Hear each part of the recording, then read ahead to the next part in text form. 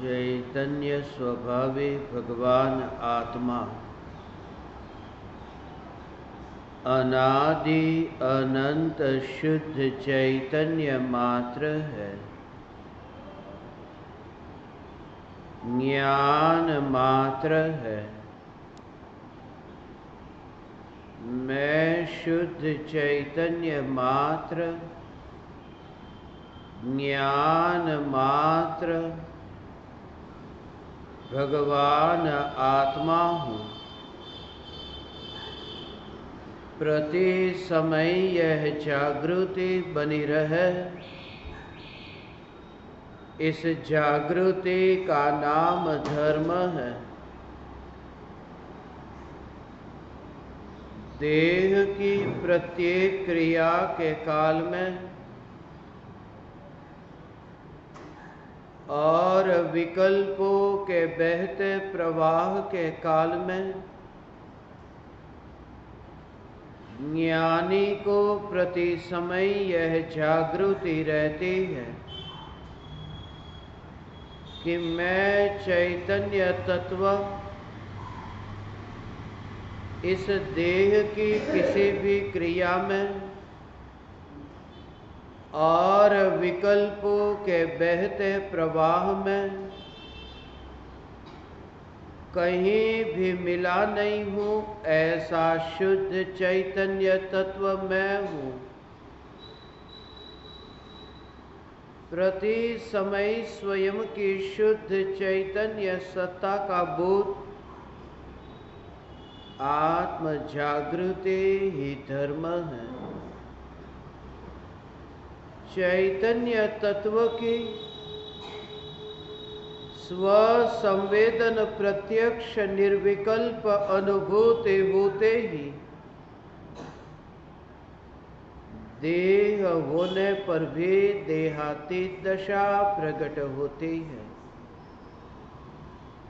इतना ही नहीं, विकल्प होने पर भी विकल्पातीत दशा प्रकट होती है। चैतन्य तत्व की निर्विकल्प अनुभूति होते ही आत्मा में अतीन्द्रिय आनंद का सागर उछलता है। फिर भी ज्ञानी की दृष्टि उस अतीन्द्रिय आनंद के सागर की ओर भी नहीं जाती और दृष्टि चैतन्य तत्व पर ही टिकी रहती है। यह चैतन्य तत्व ही मैं हूँ। चैतन्य तत्व की निर्विकल्प अनुभूति होते ही ज्ञान दीपक प्रज्वलित होता है। ज्ञान दीपक प्रज्वलित होते ही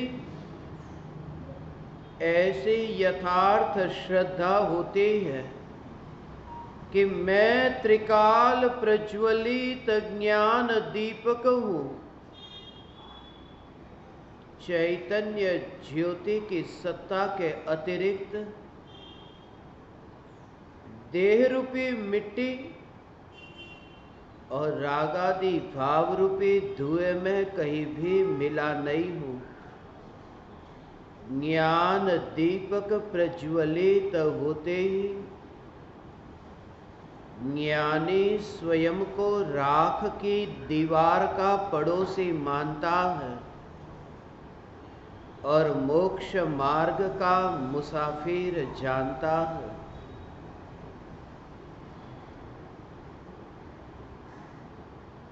मिट्टी मिट्टी में मिलने के लिए है और ज्योति आकाश को छूने के लिए। यह देह की मिट्टी का स्वभाव भी ऐसा ही है। कुछ भी अंतर न दिखाई दे इस देह के परमाणुओं में और मिट्टी के परमाणुओं में। समस्त परमाणुओं के एक ढेर को इतनी दूर से देखने वाली दृष्टि सम्यक दृष्टि है। रास्ते पर गाड़ी चलती हो और धूल उड़ती हो, वह धूल जो उड़ रही है वह थोड़ी देर पहले रास्ते पर ही थी, उड़ रही है, गाड़ी के चले जाने के बाद फिर वहीं पर ही रास्ते पर दब जाएगी।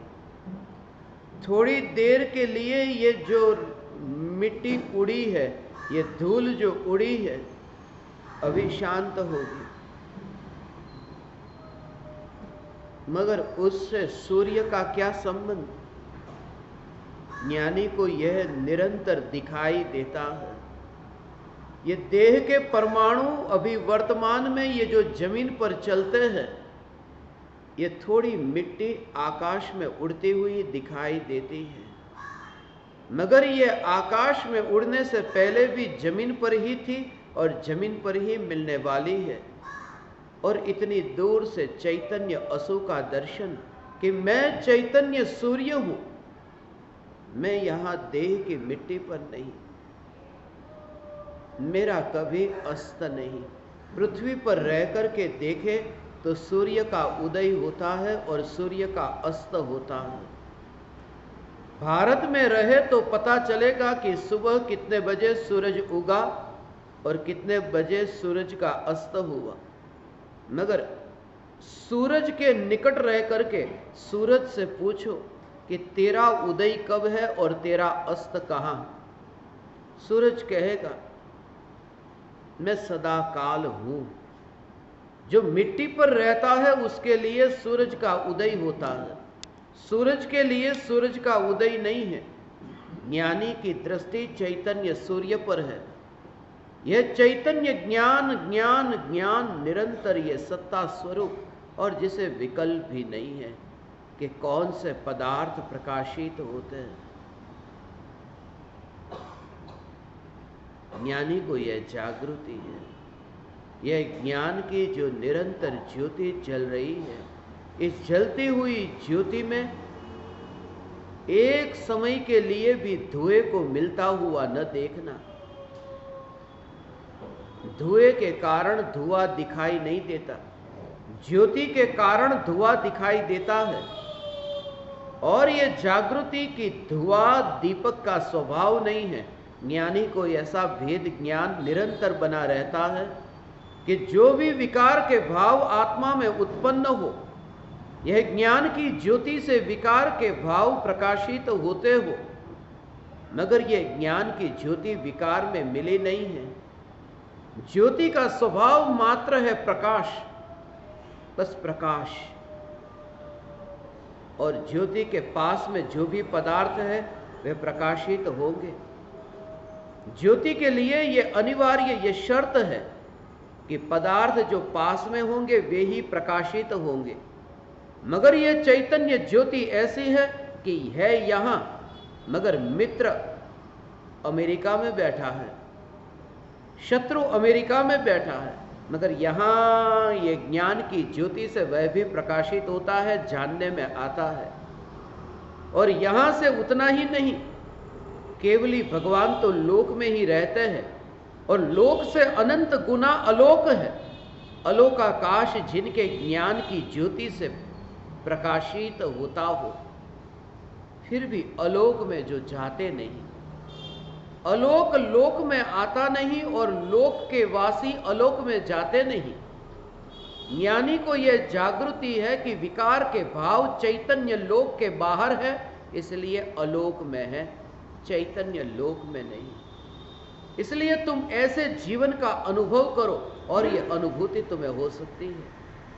इस सत्संग का आयोजन ये जो हुआ है उसका यही प्रयोजन है कि आज ये सत्संग सुनते सुनते तुम उतनी भीतर की चैतन्य की ज्योति की स्पर्शना करो कि तुम्हें मिट्टी का पता ही नहीं, मिट्टी की याद ही खो जाए।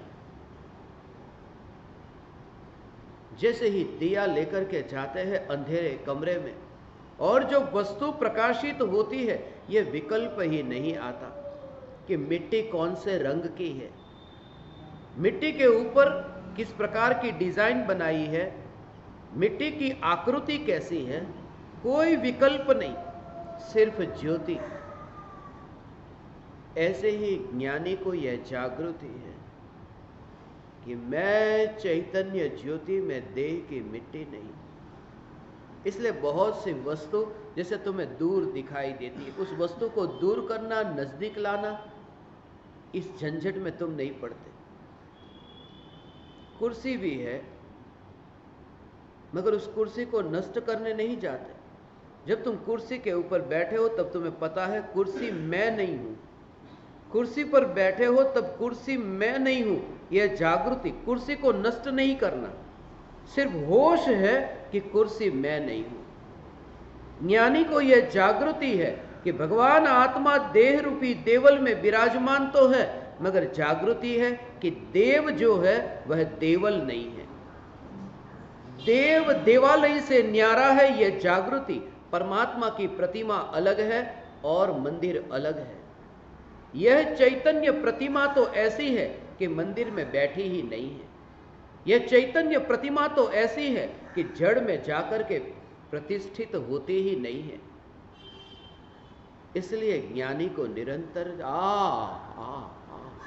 यह चैतन्य चैतन्य चैतन्य चैतन्य चैतन्य की ऐसी धारा एक समय के लिए भी न बूझी ये ज्योति, ये एक समय के लिए न कटी ये चैतन्य ज्योति। वहां जो स्विच है और स्विच से बल्ब तक जो वायर पहुंचता है ना, और बल्ब जल रहा है, वो इस बात को बताता है कि बीच में वायर कहीं पर भी कटा नहीं है। वो निरंतर वह प्रवाह, विद्युत प्रवाह वहां बह रहा है। ये जो अनादिकाल से आज तक अभी ये जो जानना जानना जानना हो रहा है, ये जानना जानना हो रहा है, वो इस बात को बताता है कि बीच में एक समय के लिए भी वहां रुकावट नहीं आई थी। यह ज्ञान की ज्योति जल रही थी। रात को एक गुफा के भीतर में जो दिया तुमने जलाकर रखा और सुबह जब उठे और उस दिए को जलता हुआ देखा, वो इस बात को बताता है कि पूरी रात भर दिया जला था, वो बुझा नहीं। उसमें वह जो अखंडितता है, ये ज्ञान की ज्योति की ऐसे ही अखंडितता। और इसलिए जब देह खंडित होता है, मगर ज्ञानी की दृष्टि अखंडित ऐसे चैतन्य तत्व पर रहती है। फिर वो घर में बैठा है या फिर उपाश्रय में बैठा है, फिर वो दुकान में बैठा है या फिर वो मंदिर में बैठा है, उसकी और उसका ध्यान ही नहीं जाता। क्योंकि देह की ओर ध्यान न जाए तो देह कहाँ बैठा है उसकी ओर ध्यान कैसे जाए। और ऐसी चैतन्य तत्व की एकाग्रता, स्थिरता घर में रहकर के भी जिन्हें प्रकट हुई थी, गृहस्थ की भूमिका में भी जो देह होने पर देहातीत दशा को उपलब्ध हुए थे, ऐसे परम कृपालु देव श्रीमद् राजचंद्र जी, जिन्होंने वचनामृत में मनुष्य जीवन की महत्ता, दुर्लभता और सार्थकता समझाई है। महापुण्य के उदय से मनुष्य देह तो मिला, प्रति समय यह देह क्षीण हो रहा है, प्रति समय मृत्यु की ओर यात्रा हो रही है। हम कहते हैं कि जीवन यात्रा नहीं, मृत्यु की यात्रा है।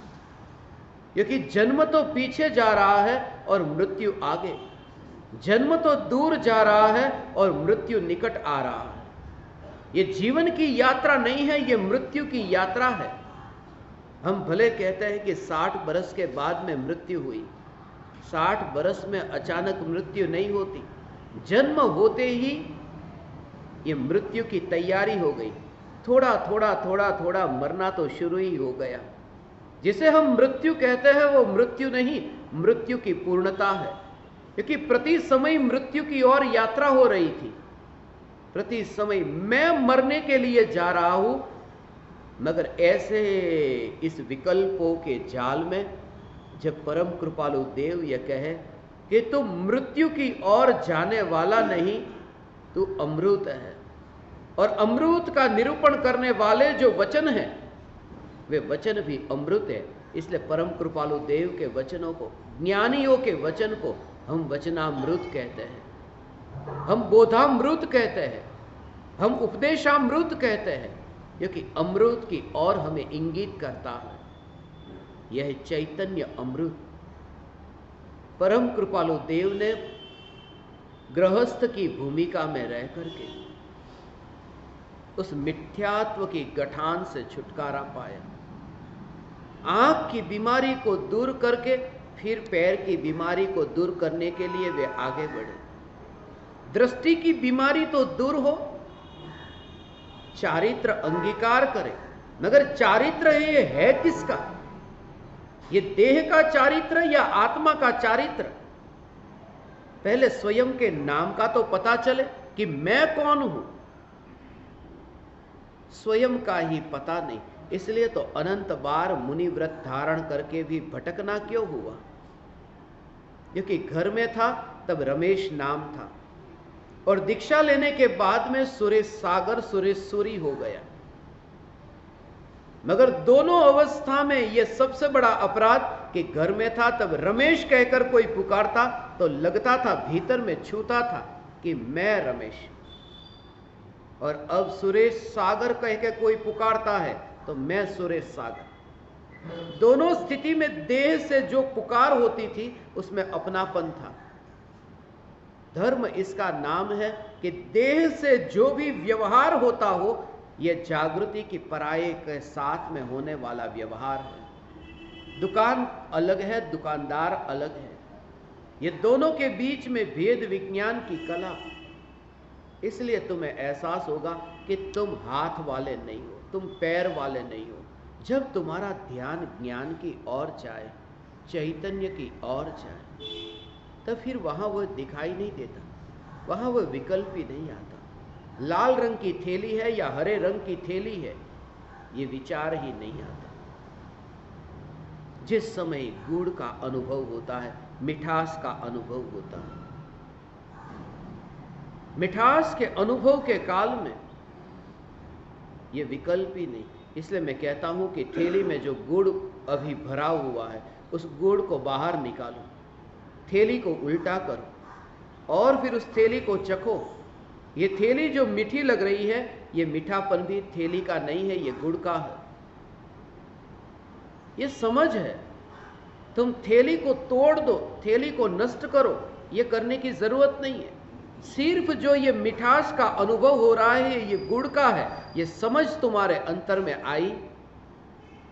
अब तुम थैली के बारे में धोखा न खाओगे। ज्ञानी को यह जागृति है कि अभी वर्तमान में ये जो अनुभव में आ रहा है, गर्म पानी में हाथ डाला और जो गर्म का अनुभव हुआ, ये जागृति है कि ये ज्ञान की अनुभूति, ये आत्मा का स्वभाव है, ये मुर्दे का नहीं। गुड़ मीठा है, थैली नहीं। आत्मा चैतन्यमय है, ये देह नहीं। इसलिए देह में रह करके देहातीत ऐसी अनुभूति परम कृपालु देव को हुई। परम कृपालु देव ने महावीर भगवान की दिव्य ध्वनि को हम तक पहुंचा करके इस कली काल में चैतन्य की पुकार जो की गृहस्थ की भूमिका में रह करके और किसी भी प्रकार के आग्रह के भेद के बिना, किसी भी प्रकार के संप्रदाय के भेद के बिना, एकमात्र चैतन्य चैतन्य चैतन्य चैतन्य, यही पुकार परम कृपालु देव की थी। आज इतनी हालत खराब है, इस पृथ्वी पर इतने हजारों मंदिर है, चर्च है, मस्जिद है, गुरुद्वारा है, सेनागाग है, बुद्धिस्ट विहारा है, और इतने संप्रदाय हैं, और सभी की मान्यताएं अलग अलग है, सभी की निरूपणा अलग अलग है, सभी की प्ररूपणा अलग अलग है, मगर सभी लोग एक मामले में एक मत है। वह ये कि सभी लोग ये मानते हैं कि मैं ही सच्चा हूं। इस मामले में सबका यही कहना है, मैं सच्चा हूं, दूसरा भी कहता है मैं सच्चा हूं। आज महावीर भगवान भी आए तो उन्हें सोचना पड़े मैं कहां जाऊं। जब जब भी मैं सत्संग के लिए जाता हूं, दिगंबर जैन मंदिरों में जाता हूं, श्वेतांबर देरासरों में जाता हूं, उपाश्रयों में जाता हूं, मैंने तो 3000 महाराज साहबों को पढ़ाया है, श्वेतांबर हो, स्थानकवासी हो, देरावासी हो, मुंबई का कोई मोहल्ला ऐसा बाकी नहीं। मगर जब भी मैं सत्संग के लिए जाता और वहां पर तख्ती पढ़ता, हर बार यह विचार आता कि महावीर भगवान आज यहां आए तो उन्हें भी सोचना पड़े मैं कहां जाऊं, मैं किस संप्रदाय में जाऊं।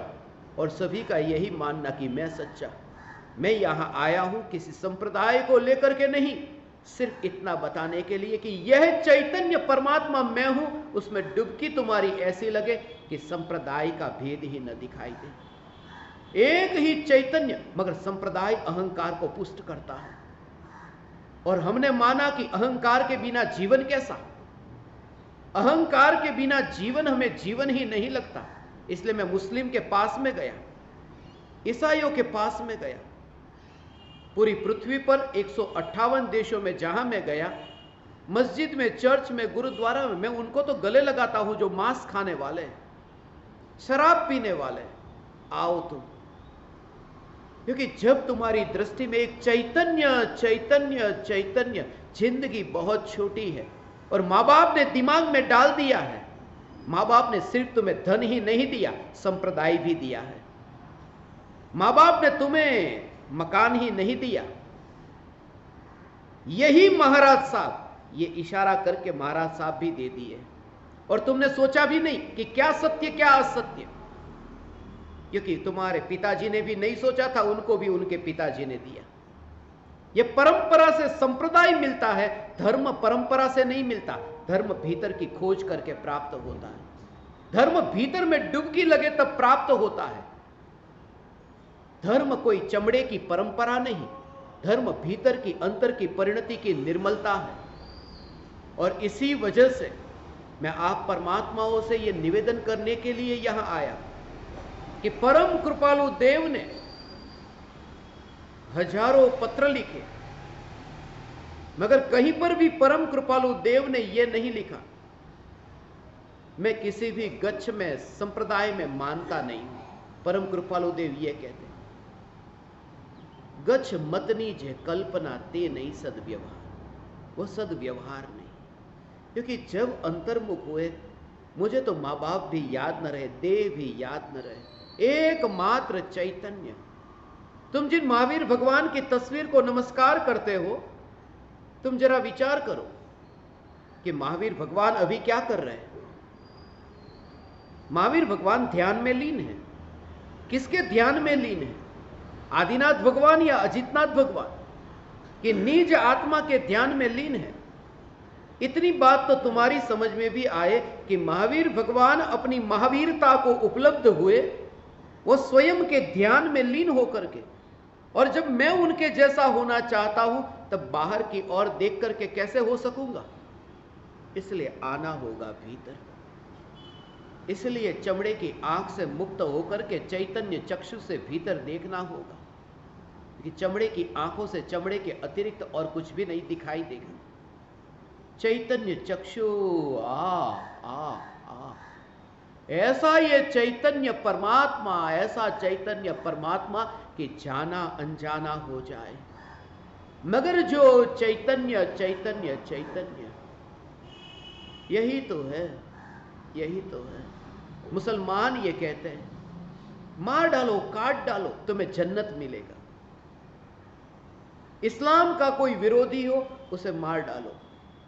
हिंदू धर्म कहता है हिंदू धर्म खतरे में है, मस्जिद को गिरा दो। मुस्लिम कहता है मंदिर को गिरा दो। इस पृथ्वी पर मंदिर इतने बने, मगर मंदिर से कोई समाधान नहीं हुआ। इसलिए कहता हूं कि पुतिन, जो रसिया का प्रेसिडेंट, बचपन से अपनी मां की उंगली पकड़ करके चर्च में जाता था, आज पूरी दुनिया के लिए खतरा हो गया। जेलेंस्की, यूक्रेन का प्रेसिडेंट, जाता था सेनागाग में, बचपन से जाता था। मंदिर, मस्जिद, चर्च, गुरुद्वारा, यह समाधान नहीं है। समाधान है भीतर की जागृति। चैतन्य जागृति हुए बिना दुनिया में मंदिर गिरते कम है, बनते ज्यादा है। इस गली में नया बना, उस गली में नया बना, मंदिर रोज रोज नए बन रहे हैं, मगर मंदिर बढ़ जाने से कोई धर्म होता है? हिंसा और बढ़ रही है। भारत और पाकिस्तान के बीच में जब लड़ाई हुई और एक दूसरे को हिंदू मुस्लिम ने काटा, ये कौन थे? ये 5 बार नमाज पढ़ने वाले थे, ये सुबह उठकर के मंदिर में जाकर के घंटा बजाने वाले थे। ऐसे लोग एक दूसरे को काट कैसे सकते हैं? मंदिर मस्जिद समाधान नहीं है, एक ही कि मैं चैतन्य तुम चैतन्य, बस बात खत्म हो गई। यही से ही धर्म की शुरुआत होती है, यही से ही चैतन्य चैतन्य चैतन्य। आयुष्य अल्प है, परम कृपालु देव ये कहते हैं। गुरु के चरणों में बैठ करके, मगर गुरु को तुम पहचानोगे कैसे? तुम्हारे स्वयं के पास में आंख नहीं है, तुम्हें कैसे पता चलेगा कि सामने वाला आंख वाला है या नहीं? आंख वाला ही आंख वाले की पहचान कर सकता है, इसलिए सदगुरु ही सदगुरु को पहचान सकते हैं। अज्ञानी सिर्फ माथा टेक सकता है, पहचान नहीं कर सकता। मगर वह माथा टेके और उस समय जो चैतन्य की पुकार सुने, पुकार सुनकर के यदि वह पुकार उसके हृदय को छुए, तो कल चैतन्य परमात्मा उसकी श्रद्धा को भी छुएगा।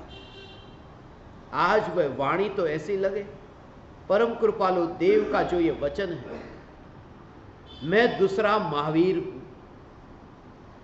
परम कृपालु देव का वचन है, मैं दूसरा महावीर हूं।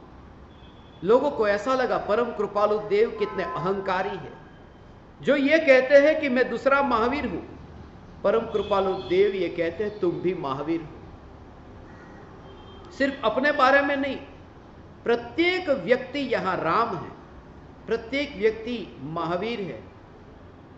तुम अनंत शक्तिशाली हो। स्वयं की महिमा, ऐसी महिमा परम कृपालु देव ने गाई। सिर्फ इतना कि तुम पक्षपात छोड़ करके बैठो, समस्त संप्रदाय को छोड़ करके बैठो। इसलिए आज तक मैंने तो ये नहीं पूछा। कल रात को जब पता चला, तब मुझे पता चला कि ये वर्धमान स्थानकवासी उपाश्रय में कोई सत्संग है। मुझे तो पता भी नहीं स्थानकवासी में है या डेरावासी में है।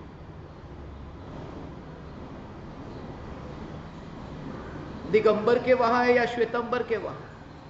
अभी थोड़े दिन पहले ऐसा हुआ, किसी ने मुझे पूछा कि आप स्थानकवासी संप्रदाय से आए हैं या डेरावासी, आप दिगंबर से आए हैं या श्वेतंबर से। मैंने कहा नहीं, चैतन्य चैतन्य चैतन्य की पुकार लेकर आया हूं। उन्होंने पूछा क्या आपने कोई नया संप्रदाय खोला? चैतन्य चैतन्य चैतन्य, क्योंकि तुम्हारे संप्रदाय इतने सच्चे हो चुके हैं कि चैतन्य की पुकार करने वाला भी अब एक संप्रदाय लगता है। एकमात्र चैतन्य।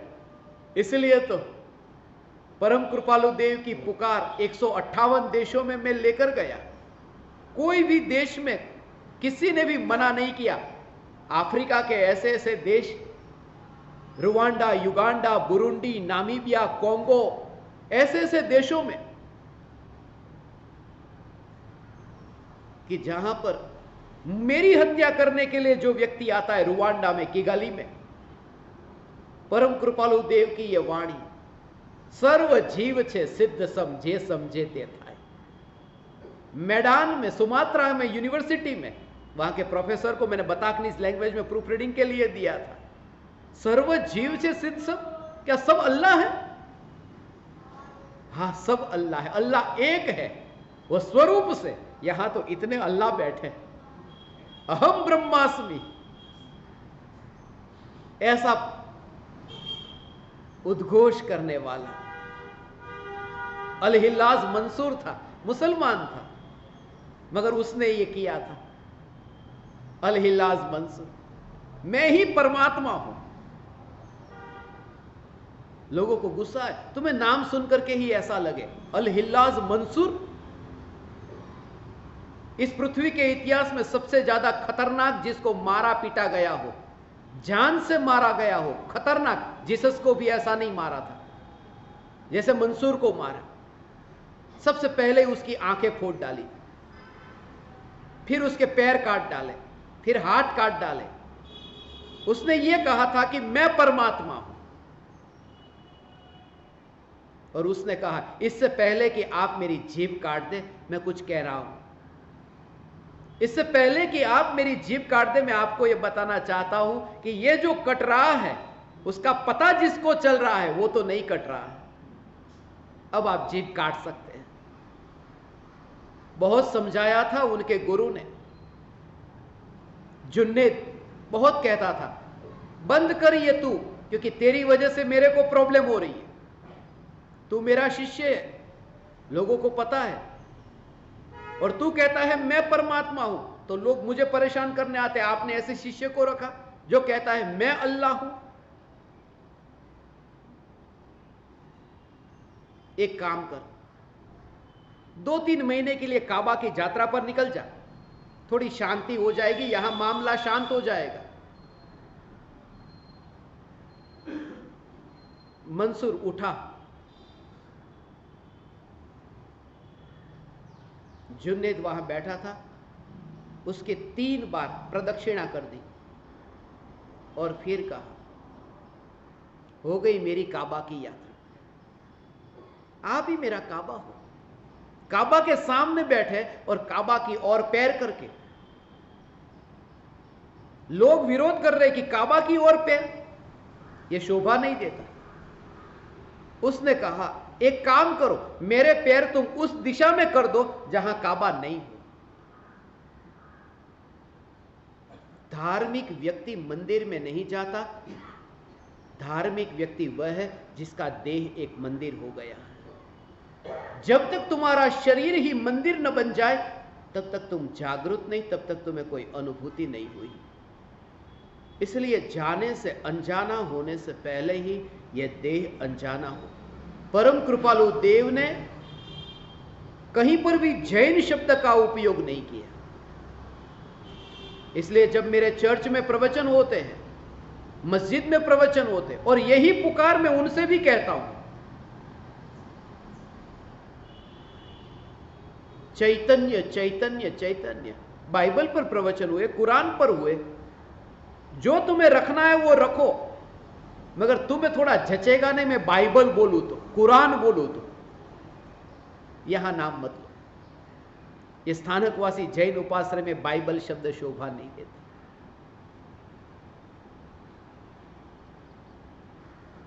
सब जगह मैं चाहता हूं, हमारा यह सूत्र था, परम कृपालु देव ये कहते थे, connection before correction and humanity before spirituality. यह हमारा सूत्र था। किसी व्यक्ति को सुधारने से पहले उसे जोड़ो। मांस खाने वाला है, उनको कहो कि तू पापी, तू इधर मत आ। यहां कोई मांस खाने वाला व्यक्ति यहां पर आ जाए तो आप कैसे देखोगे? शराब पीने वाला शराबी यहां आ जाए तो कैसे देखोगे? मैं मना नहीं करता, क्योंकि जिसे धर्म का स्थान कहते हैं वह तो एक प्रकार का अस्पताल है। मरीजों को ठीक करने के लिए कोई व्यक्ति अस्पताल खोले और बाहर बोर्ड लगाए कि मरीज को आना मना है, तो फिर खोला ही क्यों? उपाश्रय तो उसके लिए है जो पाप से भरे हैं और धर्म की ओर जा रहे हैं। उपाश्रय शब्द का अर्थ ही तुमने यहां पर आकर के बैठना समझ लिया। उप का अर्थ होता है नजदीक, निकट। किसके निकट? स्वरूप के निकट। उपासना, उपाश्रय, उपवास, उपध्यान, उपनिषद, ये सब शब्द ये स्वरूप की ओर हमें इंगित करते हैं। मगर हमने इन सब की व्याख्या हमारी चित्त की कल्पना के अनुरूप करी। उपवास कहते ही पूरे दिन भर पेट में भोजन न डालना, इसका नाम उपवास। और अक्सर मैंने लोगों को देखा है, जिस दिन तुमने दिन में भोजन नहीं किया होगा, रात को तुमने सपने भोजन के देखे होंगे। दिन में भोजन न करो, रात को उसी का विचार करो। रात को नींद आती नहीं, सीधी सी बात है, पेट में भोजन नहीं होगा तो नींद नहीं आएगी। क्योंकि यहां पर जो शरीर की शक्ति का उपयोग होता है वहां तो जरूरत ही नहीं है, खाना ही नहीं है, तो यह सब शक्ति यहां पर होती है। तो ये पार्ट, ऊपर का पार्ट इतना एक्टिव होता है कि नींद आने ही नहीं देता। जैसे ही भोजन जाए तो ऊपर की शक्ति भी नीचे आती, इसलिए आपने देखा हो खाना खाते ही आपको नींद आने लगती है, क्योंकि यहां का भाग खाली खाली हो गया, शक्ति इधर इकट्ठी हो रही। परम कृपालु देव संप्रदाय में नहीं मानते। परम कृपालु देव के प्रवचन में महाराज साहब आकर के बैठते थे।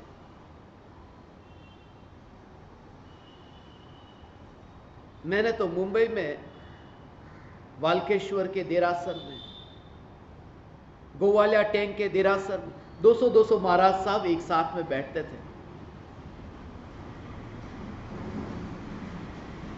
और उनको मैं कहता था, निसंकोच ये कहता था, यदि संप्रदाय वाला अपने को मान करके बैठे हो, मोक्ष तो नहीं, मोक्ष का मार्ग भी नहीं मिलेगा, क्योंकि मुझे कुछ चाहिए नहीं, मुझे कुछ भी नहीं चाहिए। मैं पूरी पृथ्वी घूमता हूं, ये मेरा एक झोला लेकर के, ये जो झोला है आप देख रहे हैं, बस ये मेरा झोला। अभी यहां से बोले कि नहीं ये चैतन्य बंद करो, कंधे पे डाला, पैक करके बिस्तरा पोटला दूसरी जगह, मगर पुकार एक ही करूंगा, चैतन्य चैतन्य चैतन्य, और कुछ नहीं। कोई संप्रदाय नहीं, कोई भेदभाव नहीं। यदि मनुष्य मनुष्य को ही एक दूसरे से न देख सकता हो, इसलिए मंदिर मस्जिद समाधान इसलिए नहीं है क्योंकि जो मंदिर और जो मस्जिद मनुष्य को मनुष्य से ही नहीं मिलने देते, वो मनुष्य को परमात्मा से कहां मिलने देंगे। समाधान एक ही है कि आत्मीयता हो। कितना भी पापी हो, पापी को भी तुम परमात्मा के रूप में देखो। परम कृपालु देव चैतन्य की अनुभूति को उपलब्ध हुए, इसलिए परम कृपालु देव अत्यंत करुणा करके हमें यह कहते हैं कि तुम भी उस अनुभूति को उपलब्ध हो भगवान। तुम गृहस्थ भी नहीं हो, तुम मुनि भी नहीं हो, तुम चैतन्य हो, तुम चैतन्य हो। मैं मुनि धर्म का विरोधी नहीं हूं, मैंने तो ये भावना पाई है जो परम कृपालु देव ने पाई। बहुत ही निकट काल में मैं मुनि होऊंगा, वह दिन दूर नहीं है, मैं होऊंगा, मैं दिगंबर मुनि होऊंगा, मैं वन में विचरण करूंगा।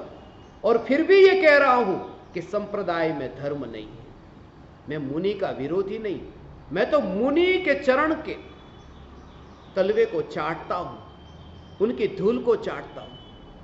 मैंने मेरे गुरु के चरण की धूल को चाटा। जब मेरे पेट में भोजन नहीं होता तो कंठ में वही स्वाद मुझे स्मरण में आता है जो धूल का मैंने चखा था।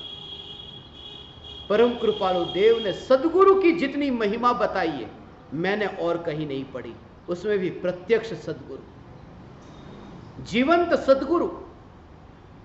क्योंकि दिए की तस्वीर के निकट तुम अपना दिया लेकर जाओ, दिया न जलेगा।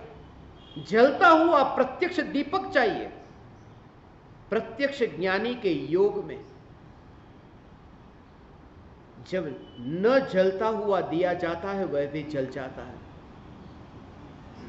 जल जाता है, मगर खास कि फासला थोड़ा भी न रहे, बिल्कुल नजदीक। जो गुरु कहते हैं वह तुम्हारे भीतर में चैतन्य चैतन्य चैतन्य की स्पर्शना ऐसी हो भगवान। बैठता है गुरु के चरणों में मगर श्रद्धा में है कि मैं परमात्मा हूं। कहता है हे सदगुरु देव मैं आपका दासानुदास हूं, मगर भीतर में अनुभूति है मैं सिद्धों का सिद्ध हूं। यही ज्ञानियों का बैलेंस है, निश्चय और व्यवहार का। व्यवहार में नीचे बैठते हैं, झुकते हैं, वह झुकने की कला उन्होंने जान ली। बादल बरसते हैं पहाड़ के ऊपर भी और झील के ऊपर। झील भर जाती है, पहाड़ भर नहीं पाते, क्योंकि पहाड़ पहले से ही भरे हुए हैं, वे अपने से ही इतने भरे हुए हैं और क्या भरा जाएगा। इसलिए परम कृपालु देव ने यह कला बताई कि जब तुम्हें ऐसा कोई प्रत्यक्ष गुरु मिले तो उनके चरणों में बैठना, और बैठना ऐसा नहीं खाली होकर के बैठना। झीलें भर जाती है, तालाब भर जाते हैं, खाली होकर के बैठना। मैं कुछ नहीं जानता, क्योंकि नहीं जानने के कारण भटकना कम हुआ है, जानने के कारण ज्यादा। भाव यह है कि मैं जानता हूं, इस भाव के कारण भटकना हुआ। पांडित्य लेकर के गए थे, गुरु के पास जाकर के भी पंडित होकर के गए थे, तर्क लेकर के गए थे, मगर तर्क तो दो धारी तलवार है, कभी इधर कभी उधर। जैसे अनुकूल लगी ऐसे ही तर्क युक्ति अलग अलग प्रमाण से गुरु के सामने जाकर के बैठे। मगर ये रहा मैं, सर्वस्व समर्पण से नहीं। जैसे मरीज को लेटाया जाए ऑपरेशन थिएटर में एनेस्थीसिया का इंजेक्शन डाल करके कि ये रहा, अब कर डॉक्टर ऑपरेशन, वो तो समर्पण नहीं करता, इसलिए इंजेक्शन लगाना पड़ता है। यदि कोई मरीज समस्त प्रकार से समर्पित हो जाए, उसे इंजेक्शन की जरूरत नहीं पड़ेगी। वो डॉक्टर को सर्जरी करते समय डिस्टर्ब न करे कि लो चाकू लो कैंची लो, इसलिए उसको समर्पित जबरदस्ती कराया जाता है, वहां पर इंजेक्शन डाला जाता है। जा सकता है, अध्यात्म मार्ग में ऐसे इंजेक्शन की सुविधा नहीं। यहां शिष्य संपूर्ण रूप से समर्पित हो। ये रहा मैं, अब आप कहिए मैं कहां जाऊं, मुझे पता नहीं। अनजानी मंजिल है, चारों ओर अंधेरा है, उसमें कोई प्रत्यक्ष ज्ञानी का योग मिल गया। हे ज्ञान दीपक, परम कृपालु देव ने प्रत्यक्ष ज्ञानी की यह महिमा बताई, और इतना उपकार कि गुरु के पास में जाकर के भी उस भाव से भरना, मैं परमात्मा। दिए के नीचे बैठे ही मत रहना। दिए के नीचे जो बैठा रहता है उसे अंधेरे के अलावा और कुछ भी नहीं मिलता। भाव में कोमलता हो, सरलता हो, सहिष्णुता हो, मगर अंतर में यह श्रद्धा का जोर हो, प्रतीति दृढ़ हो, जहां यह मोहर लगी कि मैं चैतन्य परमात्मा, परम कृपालु देव। झुकने की कला भी सिखाते हैं और झुकते समय जागृति की कला भी सिखाते हैं, व्यवहार भी सिखाते हैं और निश्चय भी सिखाते हैं। सिर्फ क्रिया करते रहो और धर्म हो जाएगा, इतना ही नहीं। सिर्फ आत्मा आत्मा चैतन्य चैतन्य करते रहो, धर्म हो जाएगा, ऐसा नहीं।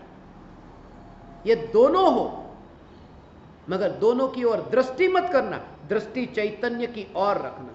निश्चय और व्यवहार ये दोनों हो, मगर दोनों की ओर दृष्टि मत रखना, दोनों से न्यारे ऐसे चैतन्य की ओर। पक्षी एक पंख से उड़ नहीं सकता, दोनों पंख चाहिए, मगर दोनों पंखों को देख करके पक्षी नहीं उड़ता, सीधा देखता है। एक चैतन्य तत्व दृष्टि में आए और ज्ञानी की मुक्ति की ओर यात्रा होती। यह चैतन्य चैतन्य चैतन्य वाली ये दृष्टि। परम कृपालु देव ये कहते हैं झुकने की कला। गुरु के चरणों में बैठो, मैं कुछ नहीं जानता, मैं यहां बैठा, मुझे कुछ भी नहीं पता। इतना विनयवान होकर के, क्योंकि विनय ही गुरु की तिजोरी को खोलने की एक चाबी है। सेठ की तिजोरी को बंदूक की नोक पर खुलाया जा सकता है। इसलिए जब मैं आप परमात्माओं को सत्संग के प्रारंभ में मिलता हूं, इसी वजह से कि आप कैसे बैठे हो। आपका बैठना, जो मैंने 2 दिन पहले कहा था, उससे ही तो मैं बोलता हूं। आपकी पात्रता क्या? पात्रता सिर्फ इतनी कि आपने शांत भाव से सुना। जिसके मुंह में मांस है, ऐसा शेर, महावीर भगवान का जीव शेर की अवस्था में, हिरण का मांस, फिर भी मुनियों ने उपदेश दिया।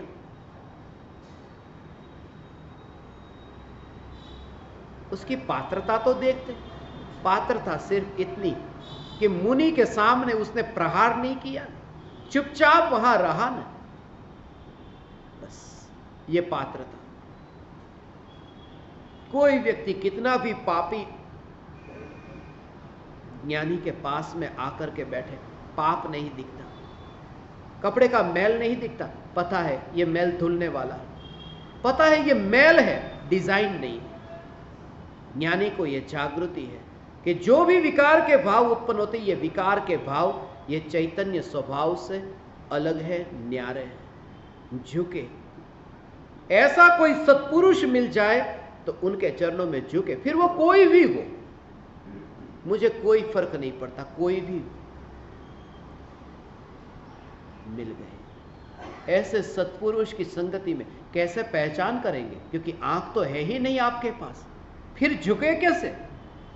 जो वाणी सुने उस वाणी को भीतर में घटित करें कि जैसा वहां बोला जा रहा है ऐसा ही वस्तु का स्वरूप है या नहीं, ऐसा विचार करें। वह वाणी तुम्हारे अंतर के आत्मा के भावों के साथ में मिलान कर रही है कि नहीं? गुरु कहते हैं राग करोगे तो दुख होगा, द्वेष करोगे तो दुख होगा। जिसके प्रति प्रेम है वो जाएगा तो दुख होगा, जिसके प्रति नफरत है वो आएगा तो दुख होगा। और प्रेम नफरत नहीं करोगे तो दुख नहीं होगा, कोई आए या जाए। ये सीधा सा स्वरूप है कि वितरागता धर्म है जिससे शांति मिलती है। अब इसको इतना इधर उधर टेढ़ा मेढ़ा करके इतना खींचने की जरूरत क्या है? सीधा सा ये स्वरूप है कि राग और द्वेष से दुख होता है। और राग द्वेष का भाव कब होता है? जब अपने घर में से मैं बाहर जाता हूं, क्योंकि चोर अपने घर में तब आते हैं जब हम घर में नहीं होते, या फिर चोर हमारे घर में तब आते हैं जब हम घर में सोते रहते हैं। जो अपने घर में रह करके जागृत रहे तो कर्म रूपी चोर आते ही नहीं। जागृति परम धर्म है। Awareness is the supreme religion. You just be aware that I am the soul and separate from the body and all types of material outer objects and all types of impure feelings arising in the soul. मैं एकमात्र चैतन्य, ऐसा भेद विज्ञान जहां हो। परम कृपालु देव झुकने की कला। नीचे बैठो, नीचे बैठो। यदि नहीं बैठ सकते तो ऊपर कुर्सी पे बैठो। मैं ये नहीं कहता, मैंने तो सबको कहा ऊपर बैठो। महाराज साहबों को जब मैं पढ़ा था मैं नीचे बैठता, महाराज साहब मेरे सामने नीचे बैठते, और बड़े बड़े सेठ कुर्सी पर आकर बैठते।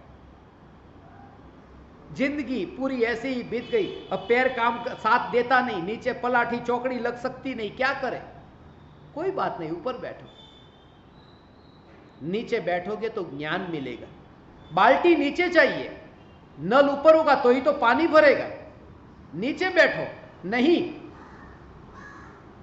आजकल मोटर की सुविधा है, ऊपर टंकी पर चढ़ जाता है पानी। मैं ये नहीं कहता, नीचे ऊपर का मतलब ये मत समझना कुर्सी पर या जमीन पर।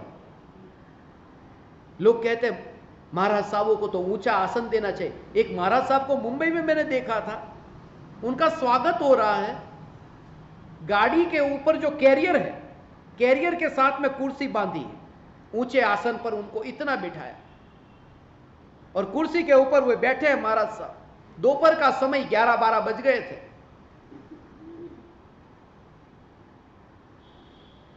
और इतनी धूप, पसीना पसीना, और नीचे शिष्य, ऊपर ऊंचा स्थान दिया गुरु को, शिष्य नीचे बिल्कुल एयर कंडीशन ठंडी गाड़ी में आ रहे। कभी कभी ऐसा लगता है कि शिष्य नीचे एयर कंडीशन में, ऊपर गुरु देखो धूप में, ऊंचा आसन, मगर वो ऊंचा आसन ज्यादा खतरनाक हो जाता है। मैं ये नहीं कहता कि ऊंचा या नीचा, ये कहता हूं तुम्हारे हृदय में ऐसा स्थान हो गुरु का कि मैं ये रहा। सागर ऐसे ही तो भर जाते हैं। जितनी भी नदियां हैं, नदी ऊंची होती है, सागर नीचा होता है।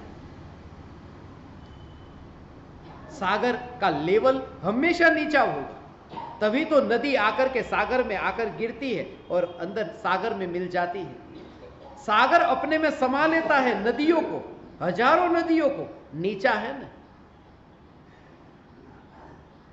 सभी नदियां समा जाती। परम कृपालु देव वह भाव बताते हैं, गुरु के सामने तुम इतने नीचे रहो कि तुम गुरु के ज्ञान की गंगा से तुम स्वयं इतने भरते जाओ, ज्ञान तुम्हारे भीतर में। अमेरिका में मैं जब भी जाता हूं, एक जगह में जाए बिना नहीं रह सकता, कैलिफोर्निया में लॉस एंजलिस का एक हंटिंगटन बीच है, वहां जाकर के मुझे याद आती वो प्रशांत महासागर, पैसिफिक ओशियन। वहां जब मैं पहली बार गया वो इसी भाव से गया था। सबसे नीचा समुद्र, 5 मील गहरा गड्ढा है, 5 मील गहरा गड्ढा है, मगर पानी उसमें जो भरता है, और नाम क्या दिया? प्रशांत महासागर। प्रशांत, इतना नीचा और फिर भी प्रशांत। जितना नीचा रहे, यहां जो अंतिम खड़ा रहता है उसका नंबर पहले हो जाता है।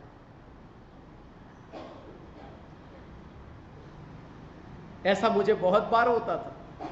ज्यादातर मैंने, जो मैं मिशन के दौरान था, 3 साल के भीतर मुझे 415 फ्लाइट पकड़नी थी, तो रोज की 2 फ्लाइट 3 फ्लाइट रोज ऐसे चक्कर काटना होता था। मगर वो आगे की सीट लो ने तो पैसे देने पड़ते, पीछे की मुफ्त में मिलती, तो मुफ्त वाली सिलेक्ट करता, और उसमें भी विंडो और आइल वो नो, बीच वाली लो तो और बिल्कुल मुफ्त की, कुछ नहीं देना पड़ेगा। मैं सबसे आखिरी सीट को चुनता, और ये सब लोग कि आगे की सीट। मगर बहुत बार, ज्यादातर तो मेरा ऐसा ही हुआ है कि लोग सोचते हैं कि आगे की सीट में बैठेंगे जल्दी से उतर जाएंगे, मगर अक्सर जब मैं बैठता था दरवाजा पीछे का पहले खुलता था और उतर जाता था। जो पीछे रहता है वो जल्दी पहले निकल जाता। परम कृपालु देव कहते हैं, सारी दुनिया की बात तो छोड़ो, एक बार गुरु के सामने तो झुकने तैयार हो। जो गुरु के सामने झुकने को तैयार नहीं होता, वो सारे जग के सामने कब झुकेगा? इसलिए कृपालु देव, लघुराज स्वामी जो दीक्षित थे, महाराज साहब थे, मगर उन्होंने जो परम कृपालु देव से ज्ञान पाया, ये उनकी सरलता। ये नहीं देखा कि मैं साधु और ये गृहस्थ। बात है कि मैं नहीं जानता हूं, इन्होंने जाना। इनके चरणों में बैठने में भी मगर परम कृपालु देव ने भी आदर किया। ऐसा नहीं कि मैं जानता हूं, चलो मैं तुम्हें सिखाता हूं, पढ़ाता हूं, कोई बात नहीं। सोनगढ़ में पूज्य गुरुदेव श्री कांजी स्वामी के प्रवचन में महाराज साहब बैठते थे, मुनि भी बैठे, दिगंबर मुनि बैठे, मगर उनके लिए ऊंचा स्थान देते थे। बैठो, ऊंचा स्थान देते थे। पता है कि इन्हें आत्मज्ञान नहीं हुआ। ये महाराज साहब जो आए वो आत्मज्ञानी नहीं है, वो खुद भी कहते हैं और उन्हें भी पता है, फिर भी उनका आदर करते थे। ज्ञानी की ये पहचान है, अंदर में इतनी विनम्रता है। पहचान लिया चैतन्य को, इसका मतलब यह नहीं कि सब अज्ञानी कीड़े मकोड़े, ये कि प्रत्येक आत्मा परमात्मा है। हे ज्ञान दीपक, गुरु के चरणों में बैठने की कला। पूरा पत्र तो मैं आज पढ़ नहीं पाया, 692 नंबर का पत्र। अब सत्संग शुरू होने जा रहा, पत्र तो खुला ही नहीं। यही मेरी कमजोरी है कि आगम सबसे अंतिम 1-2 मिनट में खुलता है, क्योंकि पहले आगम बहुत पढ़ा है, बहुत पढ़ा सीखा। कोई भी पन्ना, कोई भी वाक्य लेकर के आओ, 1500 शास्त्रों का आपको अभी बता दूंगा, मगर यात्रा के अंत में हाथ में आया तो अहंकार। मेरे जैसा बड़ा पंडित कोई नहीं, मगर हाथ में कुछ नहीं आता। भगवान, हे चैतन्य परमात्मा, खाली हो, भरो मत, अब तुम खाली हो, मैं कुछ भी नहीं जानता। इसलिए तो मैं आप परमात्मा को कहता हूं, मैं आपका बच्चा हूं। मैं ये कहता हूं, एक बालक की भांति ही रहूंगा, जीवन के अंत तक ऐसा ही रहूंगा। भीतर से ऐसा बालक हो जाऊं और कि बाहर में वस्त्र ही न रहे, बच्चे की भांति निर्ग्रंथ दिगंबर मुनि हो। हे चैतन्य परमात्मा, मुझे यह जानने की जरूरत नहीं है कि तुम कौन हो, और तुम भी यह जानने का प्रयास मत करना कि मैं कौन हूं। सिर्फ इतना पर्याप्त है कि मैं चैतन्य परमात्मा, तुम चैतन्य परमात्मा।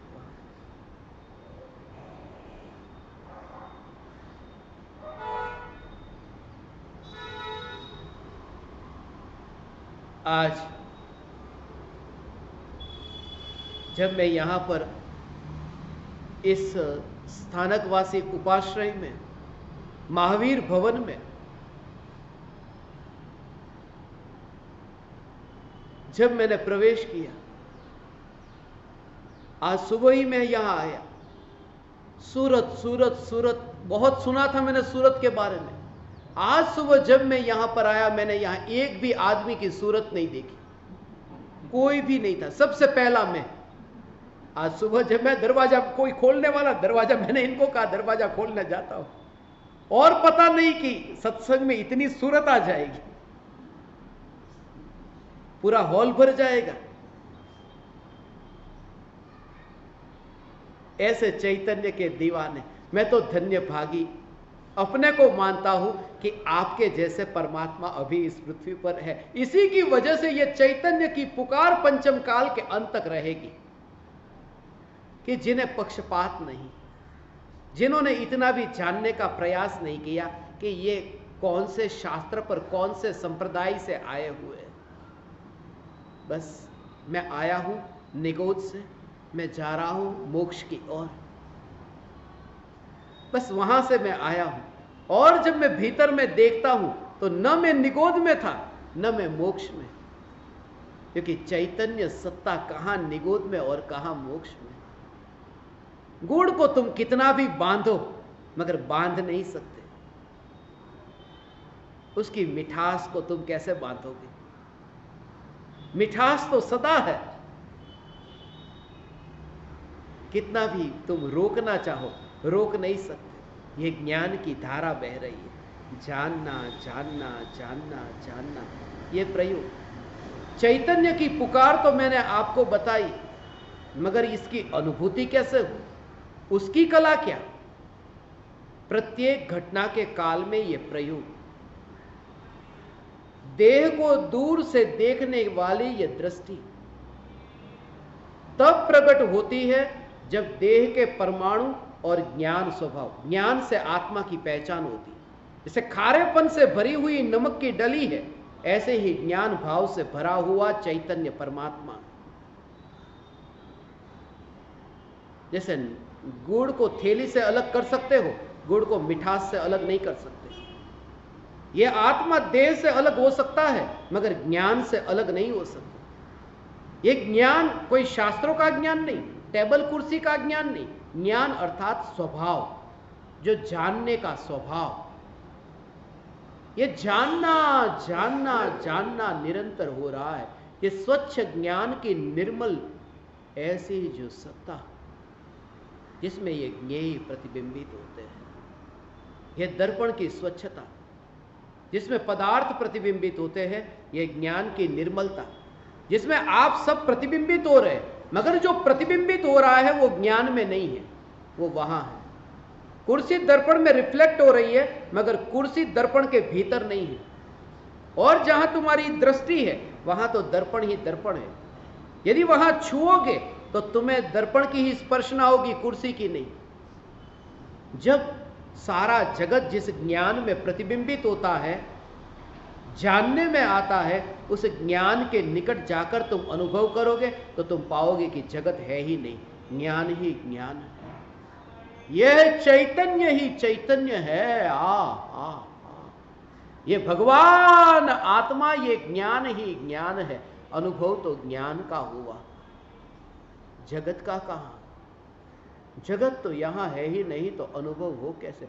तो फिर देह का अनुभव नहीं होता, हाथ का, उंगलियों का यह अनुभव नहीं होगा, देह की क्रिया नहीं, ज्ञान ज्ञान ज्ञान।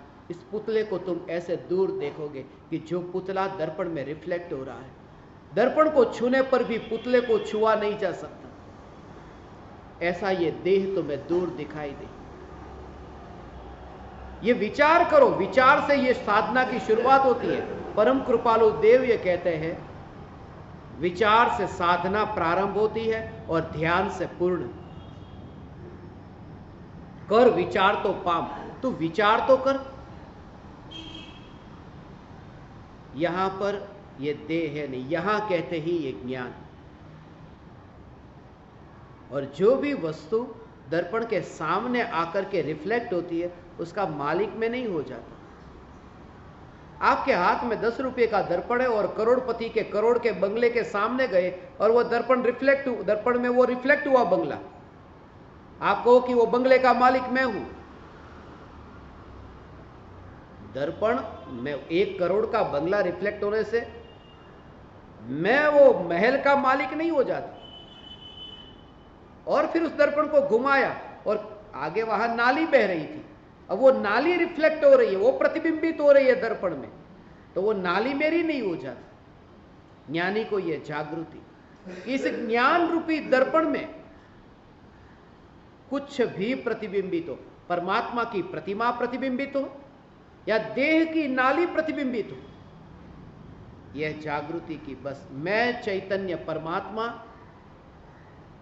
जहां हूं वहां ये कोई है ही नहीं, तब एक का अनुभव होगा। जैसे आप गायब हो गए, आप उतनी गहराई में गए, आपको कोई दिखाई न दिया, कपड़े आपने किनारे पर उतार दिए और सागर में डुबकी लगाई और इतनी गहराई में आप गए कि शांत सागर का अनुभव हुआ। जिस समय शांत सागर का अनुभव हुआ, उस समय आपके कोई मित्र, आपके पहचान वाले वहां पर आए, वो किनारे पर आपके कपड़े को देखते हैं, ये कपड़े को देखते हैं। आपसे तो उनकी मुलाकात ही नहीं हुई क्योंकि आप तो गहराई में हो। चैतन्य तत्व में ऐसी सागर में गहराई, इतनी अंतर में डुबकी लगती है। भगवान आत्मा ये देह का वस्त्र किनारे पर रहता है और दुनिया वो जो किनारे पर वस्त्र है उसको पकड़ लेती है और मान लेती है कि ज्ञानी मिल गए। ज्ञानी वहां है ही नहीं, ज्ञानी सागर की गहराई में है। और उन्हें तुम पूछो कि कैसा मजा आ रहा है, कोई उत्तर न मिलेगा, उन्हें सुनाई भी नहीं देगा। चैतन्य सागर की गहराई में डुबकी लगाता है, उसकी ऐसी दशा होती है। भगवान आत्मा ये चैतन्य चैतन्य चैतन्य। और जिसे बाहर में कपड़े दिखाई दिए, कपड़े की पूजा करने लगा। वह इतना मूर्ख नहीं है कि वो पूजा करके अपने को संतुष्ट मान ले। मूर्खता तो ज्यादा उसमें है कि कपड़ा भी नहीं, कपड़े की तस्वीर जो खींची, उस तस्वीर को अपने घर में कोई रख दे और फिर उसकी पूजा करके माने कि मैंने उस व्यक्ति को पहचान लिया जो सागर में डुबकी लगा रहा। हम महावीर भगवान की तस्वीर को जो पूछते हैं वो उनकी तस्वीर नहीं है। महावीर भगवान तो चैतन्य सागर में डुबकी लगा रहे हैं। ये देह की तस्वीर है और देह तो कपड़ा है, कपड़े की तस्वीर है। असली कपड़ा भी कहां महावीर भगवान का, वो तो बैर बिखेर हो गया। ये कपड़े की तस्वीर, और वो भी असली नहीं, हमें जैसी विचार में आई ऐसी, छोटी बड़ी तरह तरह के रंग वाली, लाल वाली, हरी, अलग अलग के जैसे तुम्हें रंग अच्छे लगे ऐसी बना दी। ज्ञानी की पहचान ऐसी नहीं होती है। ज्ञानी की पहचान, इसलिए तो हजारों जाते हैं मंदिर में, हजारों धार्मिक क्यों नहीं हो जाते? कोई विरला क्यों? क्योंकि कोई विरला ही उस सागर की गहराई तक पहुंच सकता है, जो पहचान करे कि ज्ञानी कहां है। ज्ञानी कहां है? महावीर भगवान का चेहरा ऐसा ही था, इतना चौड़ा था, इतना मोटा था, उनके हाथ ऐसे ही थे, उनका रूप जैसा हमने अभी तस्वीर में बनाया ऐसा ही था। 2500 बरस के इतिहास के बाद किसने देखी थी वो भगवान की वो मूर्ति, भगवान का वो रूप? और आगम में ये लंबाई चौड़ा, ये चेहरा कितना चौड़ा था, कितना लंबा था, मोटा था, पतला था, ये मोटाई पतला आगम में मैंने तो नहीं पढ़ी। महावीर भगवान का चेहरा कितना, इतना पड़ा है कि समचतुर्थ संस्थान होता है, इतना पड़ा है कि 500 धनुष की काया होती है।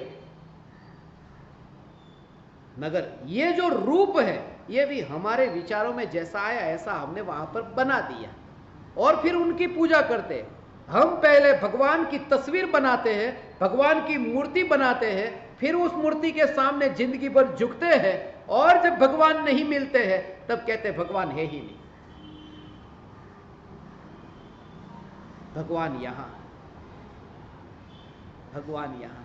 मैं ये नहीं कहता कि उनकी तस्वीर को मत झुकना, मैं झुकता हूं, मैं बैठता हूं उनकी तस्वीर, परम कृपालु देव की तस्वीर के सामने मैं बैठता हूं, भक्ति करता हूं। आचार्य कुंद कुंद देव जिनके चरणों में, जिनकी तस्वीर के सामने जाकर मैं झुकता हूं, लेटता हूं, साष्टांग अष्टांग सब नमस्कार करता हूं। मगर ये जागृति की सिर्फ ये तस्वीर को देखा और मैं धार्मिक नहीं हो गया। ये कपड़े की तस्वीर है, असली व्यक्ति सागर की गहराई में, और वहां जो जाता है उसकी तो हालत ही कुछ और है। वो हालत ऐसी है, नमक का पुतला सागर की गहराई को नापने के लिए भीतर गया और गया कि बाहर बताने ही नहीं आया कि सागर कितना गहरा है,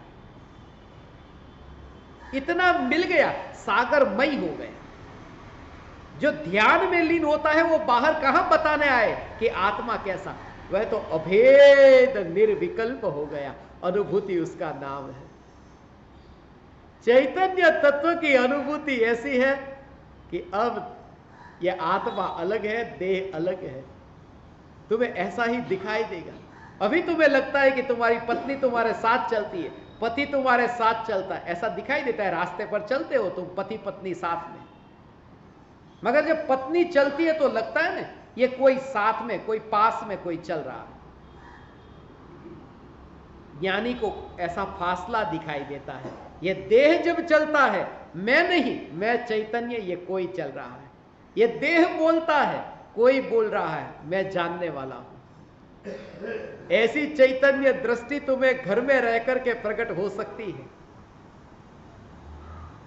और इस काल में, ऐसे दुष्म काल में, पंचम काल में परम कृपालु देव ये कहते हैं, जहां इतनी हिंसा, इतना आतंक फैला है, अभी तो 2500 वर्ष पूरे हुए, 18,500 साल के बाद क्या होगा? 18,500 वर्षों तक, ये पंचम काल के अंत तक ये जो चैतन्य की पुकार टिकेगी, उसके लिए आप ही कारण होंगे। फैलाओ, पहुंचाओ इस वाणी को।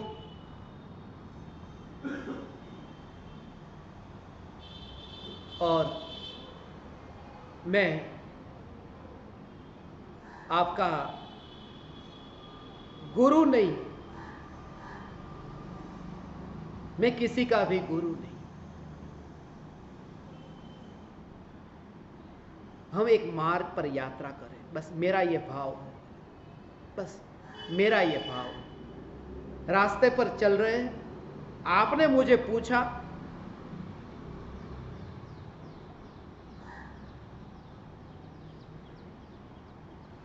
मुझे मुक्ति के मार्ग पर चलना है, कौन सा मार्ग सच्चा है? मैंने कहा ये चैतन्य दिशा की यात्रा करो। एक ही यात्रा है। लोक में जो दिशा होती है 10 दिशा, वह दिशा नहीं, 11वीं दिशा होती, वह चैतन्य दिशा। क्योंकि बाहर की दिशा है वह तो भटकाती है, पहुंचाती नहीं। एक चैतन्य दिशा है जो पहुंचाती है, पहुंचाती है। इसलिए तो हम कहते हैं अर्हन्ते शरणम पवज्जामि। बौद्ध मत में भी यह कहा बुद्धम शरणम गच्छामि। हमने ये नहीं कहा अर्हन्ते शरणम गच्छामि, नहीं, अर्हन्ते शरणम पवज्जामि। अंतर है। बुद्धम शरणम गच्छामि अर्थात बुद्ध की शरण में जाता हूं, अरहंते शरणम पवज्जामि, अरिहंत की शरण में पहुंचता हूं। जाने वाला जरूरी नहीं पहुंचे ही पहुंचे, आगे जाकर रुक जाए, आगे जाकर वापिस लौट आए, आगे जाकर किसी और रास्ते पर चला जाए। इसलिए हमने कहा अरिहंते शरणम पवज्जामि, सिद्धे शरणम पवज्जामि। रास्ते पर आपको पता ना हो कि कौन सा रास्ता सच्चा है, और आपने किसी व्यक्ति को पूछा कि कौन सा रास्ता सच्चा है, मुझे यहां जाना है, अहमदाबाद जाना है। अब कल मैं यहां से अहमदाबाद जाऊंगा तो पूछना तो पड़ेगा सभी को, अहमदाबाद तो जाना ही होगा।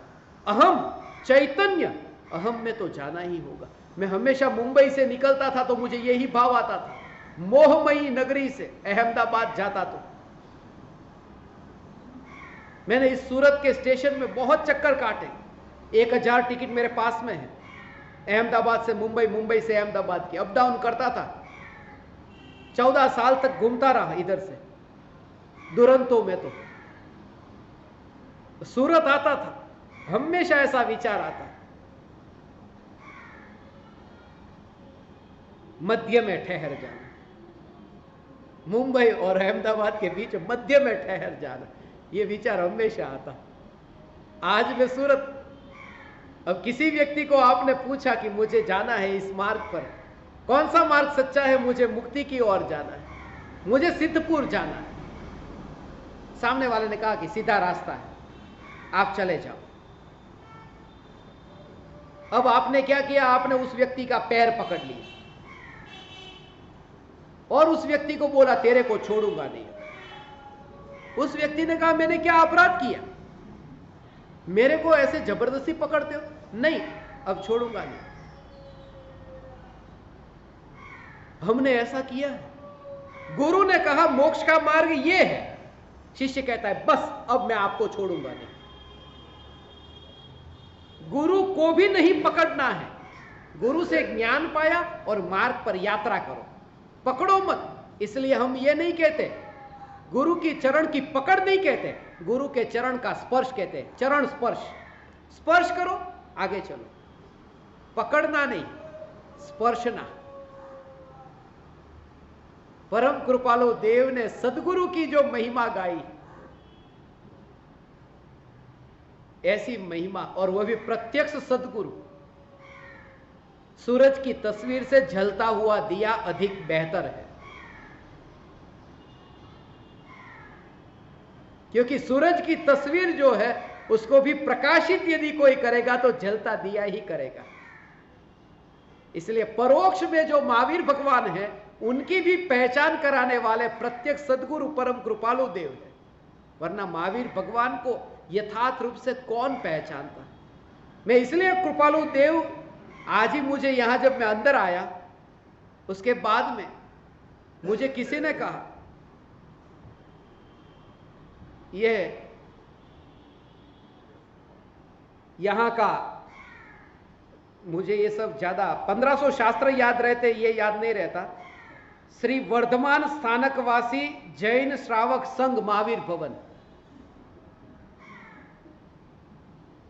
इस भवन में, महावीर भवन में पहली बार परम कृपालु देव की पुकार हो रही है, ऐसा मुझे कहा। परम कृपालु देव की पुकार, परम कृपालु देव कहते हैं मेरी नहीं है भगवान, मेरी नहीं है, व्यक्ति को देखना ही मत। जो मैंने आपसे कहा चैतन्य चैतन्य चैतन्य, ये चैतन्य की पुकार। जब यहां सत्संग प्रारंभ हुआ था, मुझे कहा थोड़ा देरी से नहीं होगा, बिल्कुल 9 बजे सत्संग प्रारंभ हो जाएगा, क्योंकि पूरी दुनिया में लोग अभी यहां पर देखते हैं और यह प्रवचन तो टीवी पर जाता है, तो पूरी दुनिया में लोग टाइम टू टाइम, अमेरिका में भी अभी रात के 12:30 बजे, 1 बजे लोग वहां पर देख रहे हैं, अभी कनाडा में, अमेरिका में, तो ये तो टाइम टू टाइम शुरू होगा। मेरा ये नियम है, सत्संग 8:42 को शुरू हो तो 8:42 को होता है, 7:42 तो 7:42 को, 9:09 तो 9:09, 7:19 तो 7:19। शुरू होने का समय पक्का है, खत्म होने का पक्का नहीं होगा। तो उन्होंने कहा थोड़ा और 9 से 10 से ज्यादा थोड़ा और कह देना। बोला कितना? बोले 10-1 मिनट ज्यादा बोलना, 10 सवा 10 तक, और देख लेना सवा 10 तक कोई खड़ा ना हो तो समझना कि लोगों को अच्छा लग रहा है या फिर डर लग रहा है, कोई देखेगा तो कैसा लगेगा। मगर अच्छा लग रहा होगा, कोई खड़ा नहीं होगा तो आप बोलते रहना। मैंने वेट किया सवा 10 तक, कोई खड़ा नहीं हो रहा, मगर मैं आपकी परिस्थिति को समझता हूं। आप परमात्माओं ने इतना अत्यंत विनयवान होकर मुझे सुना, और श्री वर्धमान स्थानक महावीर भवन यहां पर मुझे आप परमात्माओं ने चैतन्य की पुकार करने का अवसर दिया। इस निमित्त से मेरा इतना समय सत्संग में बीता, मैं धन्य भागी हूं, और आप समस्त परमात्माओं को मेरे हृदय के अंतःकरण से प्रणाम करता हूं। मेरे प्रणाम स्वीकार करें।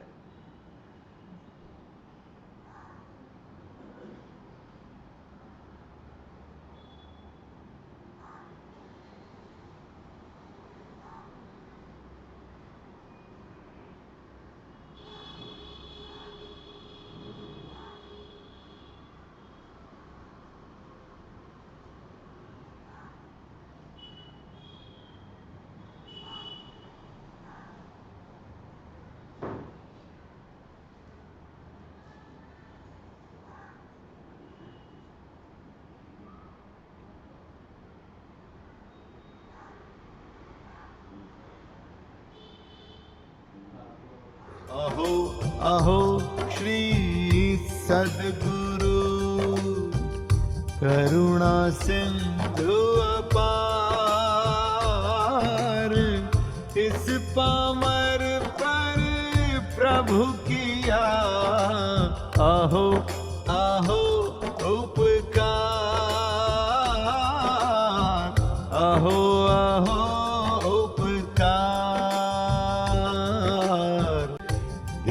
सहित जिनकी दशा वरते देहातीत, उन ज्ञानी के चरण में हो वंदन अगणित, हो वंदन अगणित।